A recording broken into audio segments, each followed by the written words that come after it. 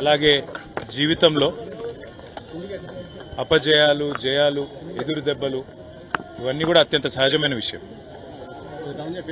దురదృష్టం ఏమంటే ఇవాళ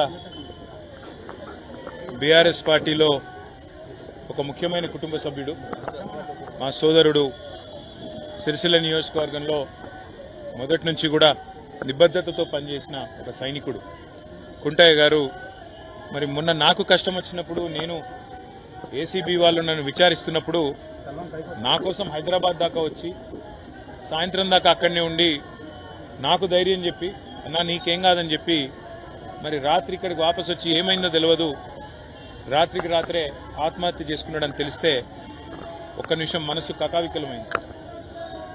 వారి కుటుంబాన్ని ఈరోజు కలిసిన తర్వాత నిజంగా కూడా బయట రాజకీయ నాయకులంటే ఏదేదో ఊహించుకుంటారు, కానీ బయటికి ఎంత గంభీరంగా కనబడ్డా లోపల దుఃఖాన్ని దాచుకొని లోపల కష్టాన్ని కూడా అదిం పెట్టుకొని ఒకవైపు ప్రజల కోసం పనిచేస్తూ మరొక వైపు తమ కుటుంబాన్ని కూడా కాపాడుకునే క్రమంలో ఒక ఒత్తిడికి లోనై మా సోదరుడు దురదృష్టవశాత్తు ఆత్మహత్య ప్రయత్నం చేయడం జరిగింది. తెలవంగానే నేను మా మండల పార్టీ అధ్యక్షులు గజబింకర్ రాజన్న గారికి, మా జిల్లా పార్టీ అధ్యక్షులు తోటాగయ్య గారికి ఫోన్ చేసి అర్జెంటుగా అత్యవసరంగా అవసరమైతే హైదరాబాద్ షిఫ్ట్ చేస్తారా, లేకపోతే ఎల్లారెడ్డిపేటలో ఉండే మన అశ్విని హాస్పిటల్ తీసుకుపోయి, ఎందుకంటే అక్కడ పాయిజన్ కేసులు ఎఫెక్టివ్గా ట్రీట్మెంట్ ఇస్తారని తెలుసు, మీరు వెంటనే తీసుకుపోండి అంటే వాళ్ళు కూడా పాపం శాయశక్తుల ప్రయత్నం చేసింది.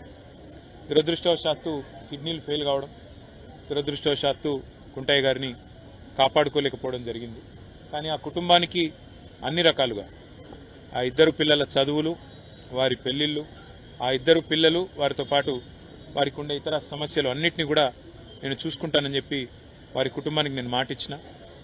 ఒక ఎమ్మెల్యే గారు పోతే ఆ కుటుంబానికి ఎట్లా అండగా ఉన్నామో ఈరోజు మా కుంటయ్య గారికి కూడా ఆ కుటుంబానికి కూడా అదే స్థాయిలో పూర్తి స్థాయిలో అండగా ఉంటాం. వారు మాకు ఇచ్చిన వారి సహచర్యం కానీ, వారు మాతో పాటు కలిసి గడిపిన సమయం కానీ, అదేవిధంగా వారు పార్టీకి చేసిన సేవలు కానీ ఇవన్నీ దృష్టిలో పెట్టుకుని ఆ కుటుంబానికి మొత్తం బీఆర్ఎస్ పార్టీ జిల్లా నాయకత్వం మొత్తం అండగా ఉంటుంది. పూర్తి స్థాయిలో ఆ కుటుంబాన్ని ఆదుకుంటాం, పూర్తి స్థాయిలో ఆ కుటుంబాన్ని కాపాడుకుంటామని చెప్పి తెలియజేస్తూ అధికారులను కూడా నేను కోరుతా ఉన్నా. ఇవాళ పోలీస్ స్టేషన్లు సెటిల్మెంట్ల అడ్డాలుగా మారిపోయినాయి. పోలీసులు అదేవిధంగా ఇతర అధికారులు ఒకటే పని పెట్టుకున్నారు, కాంగ్రెస్ నాయకులు ఏం చెప్తే చేయాలా అన్నట్టుగా విచ్చలవిడితనం ప్రదర్శిస్తూ ఉన్నారు. ఇది మంచిది కాదు. రాజకీయాల్లో గెలుస్తాము ఓడతాం, మేము కూడా 10 ఏళ్ల అధికారంలో ఉన్నాం, కానీ గింత లేకి పనులు గింత చిల్లర పనులు ఎన్నడూ కూడా చేయలేదు.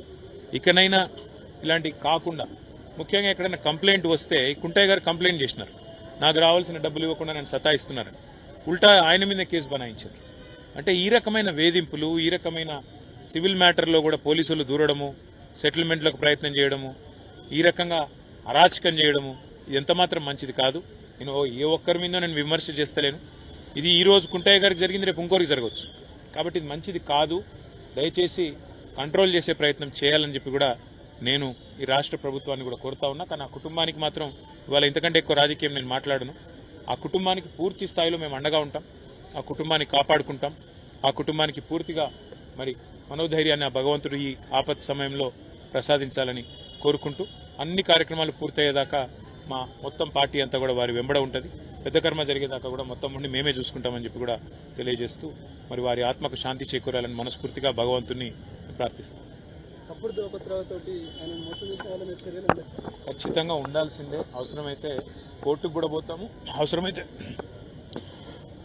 ఉన్నతాధికారుల దృష్టికి కూడా తీసుకొని పోయి తప్పకుండా ఈ విషయంలో పోరాటాన్ని మాత్రం కొనసాగిస్తాం. కుంటయ్య గారికి ఏ విషయంలో అయితే ఆయనకు అంత క్షోభ కలిగిందో ఆ విషయంలో న్యాయం జరిగేదాకా ఆ కుటుంబాన్ని కూడా మేము